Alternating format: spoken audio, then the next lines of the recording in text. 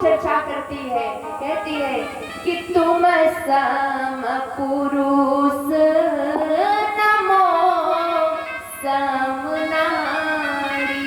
विचार करना, कहते हैं तुम्हारे जैसा इस सृष्टि में कोई पुरुष नहीं है, और यदि तुम्हारे जैसा कोई पुरुष नहीं है ना, तो मेरी जैसी कोई नारी भी नहीं है।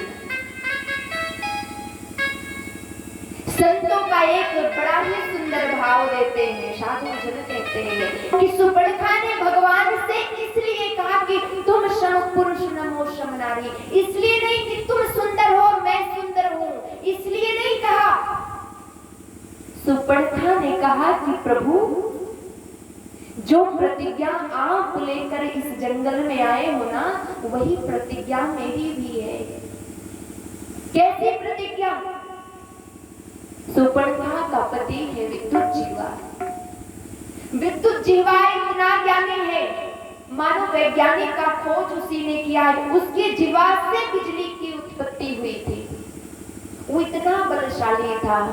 एक दिन रावण गया, भगवान श्री शिव जी की स्तुति करते करते दोनों अपनी भुजाओं से भगवान की कैलाश को उठा लिया और उठाकर हाहाकार मचाने लगा कि अब तो इस सृष्टि में ऐसा कोई नहीं जो मुझे मान सके। मैं शिव जी के समेत इनके कैलाश को उठा लिया हूँ। अब तो संसार में मुझ जैसा योद्धा वीर कोई है नहीं कि मुझे कोई मान सके।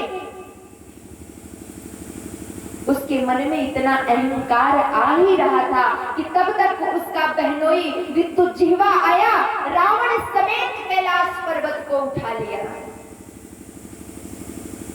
रावण ने देखा, कहा अरे विद्युत जीवा छोड़ छोड़, रखना मेरे को।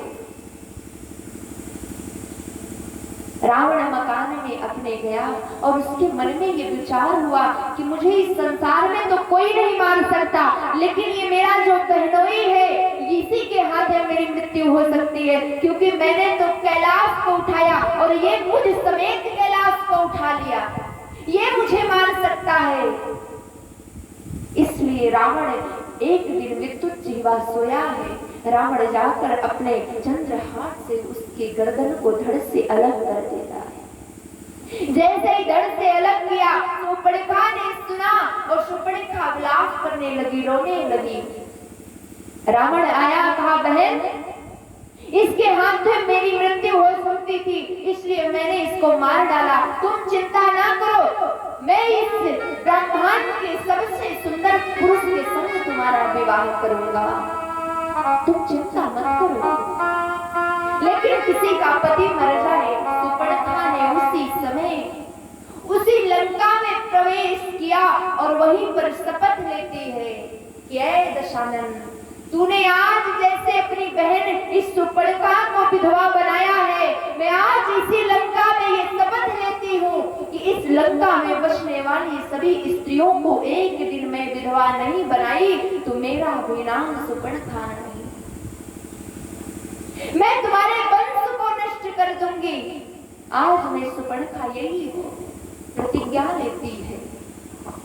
आज सुपर्णखा जब मर्यादा पुरुषोत्तम भगवान को देखी है तो उसको अपने प्रण याद आ गए, क्योंकि भगवान भी तो ये प्रण लिए थे कि निश्चरहीन करहु मही भुज उठाई प्रण के। भगवान मर्यादा पुरुषोत्तम भी जब वनवास जाने लगे तो ये प्रण लिए कि मैं निश्चरों से विहीन धरती कर दूंगा। और सुपर्णखा का भी यही प्रण था कि मैं इस लंका को नष्ट कर दूंगी। यही विचार सोचकर सुपर्णखा ने कहा है, प्रभु, जो आपने प्रतिज्ञा लिया है वही प्रतिज्ञा मैंने भी लिया है। तुम सम पुरुष नमो सम नारी, अर्थात तुम्हारे जैसी ऐसी प्रतिज्ञा करने वाला पुरुष दूसरा नहीं है और हमारी जैसी ऐसी प्रतिज्ञा करने वाली कोई नारी नहीं। और सुंदरता में तो बात ही कुछ और है, वो विश्वमोहिनी है। भगवान को रिझाती है कि आप मुझसे विवाह कर लीजिए। भगवान ने कहा, देवी तुम हो कौन?